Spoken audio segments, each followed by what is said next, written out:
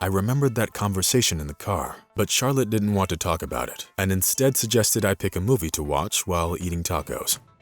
I chose The Hobbit, the director's cut, with all the bits that no man has ever watched all the way through. All of this was necessary to get Charlotte to crack, and by getting the end of the third part, it worked. Everything went wrong when they took you away. She was sure she had seen Lars Anderson in 2001 on December 17th, outside my mother-in-law, Hazel Anderson's house, when he was already dead in 2000. She searched all over Mrs. Anderson's house and found nothing, getting arrested for 2 days instead.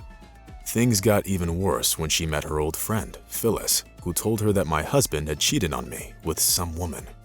Charlotte suspected that woman to be Phyllis herself, who, for obvious reasons, stayed anonymous.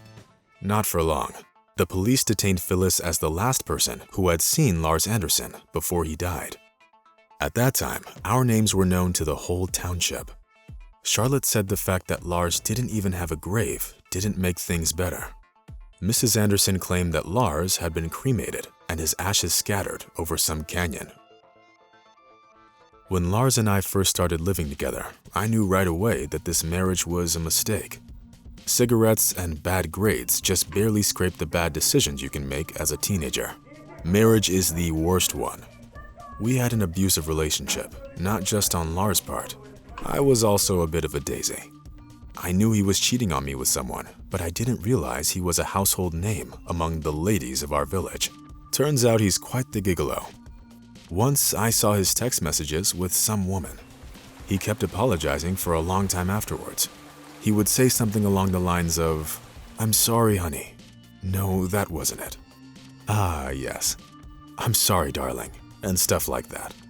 No matter how many kind words he used, it's still the same, understanding and forgiveness. What about crime and punishment, Lars Philip J. Anderson? After all the sensible words and plausible schemes, Charlotte recommended a fortune teller, and I sent her away. I needed to work things out on my own, both with my mother-in-law, who hated me, and my husband, whom I hated. That day, I tossed and turned in bed without the slightest hint of sleep. Eventually, I gave up, curiosity always trumping a person's common sense. That's why we dissect frogs in biology class in the United States. Creepy, but true. I put on my leather jacket and gathered my red hair into a tight ponytail. Looking in the mirror, I wasn't happy. The bruises, the wrinkles on my forehead, the marks from the many scratches, but my eyes were still the same. It was time to go.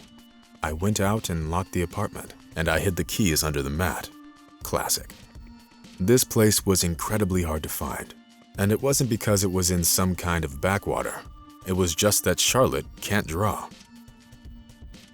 After lining up the map in front of the old wooden building I wanted, I went inside. "This is a private facility. You should have knocked, darling." I didn't get scared. Proud of that. Turning around, I saw an older African-American woman. She was wearing a long orange dress with a turban of the same color on her head. She had about 30 or so earrings dangling from her ears, and her green eyes looked trustworthy. Tati Lumpkin, that's how she introduced herself. Probably not even her real name. The old woman was clearly trying to look like the Oracle from The Matrix.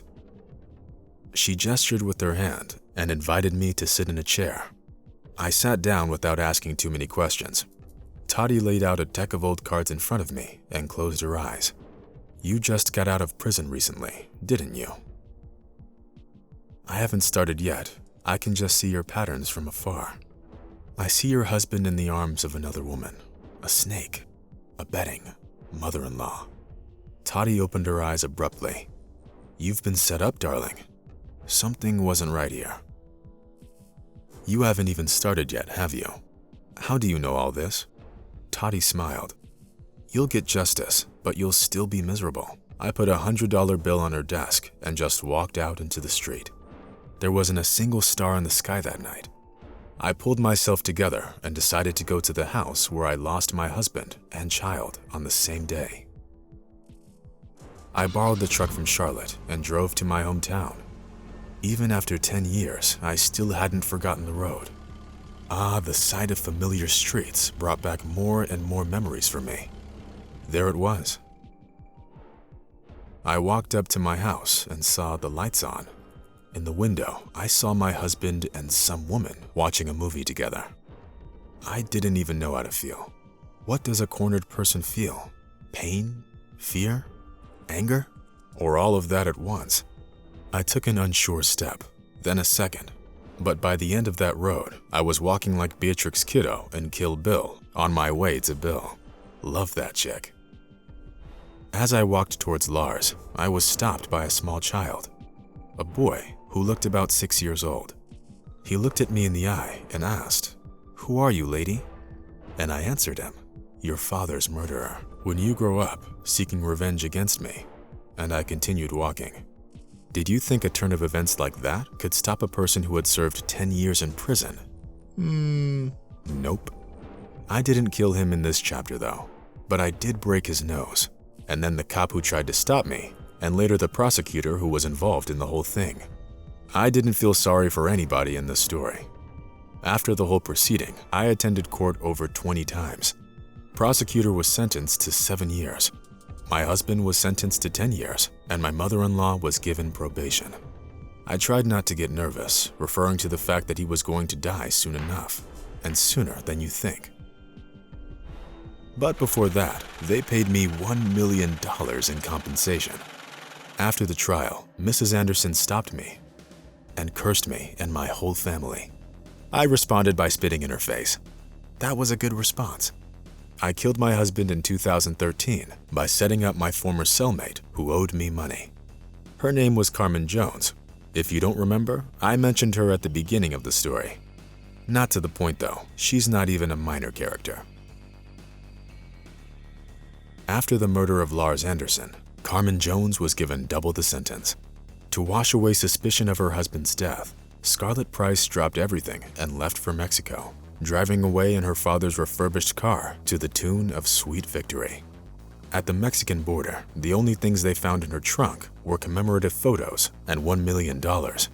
She was wearing a black leather jacket that day, which doubled her popularity. Lars Anderson's son still decided to avenge his father, although that wasn't his main goal in life. His main goal was to become an actor. When Scarlett was 70, he broke into her house and attacked her with a knife, stabbing her 3 times. Scarlett responded by shooting him point blank in the head with her licensed shotgun. The court ruled her actions to be self-defense. Scarlett lived another 29 years after that incident.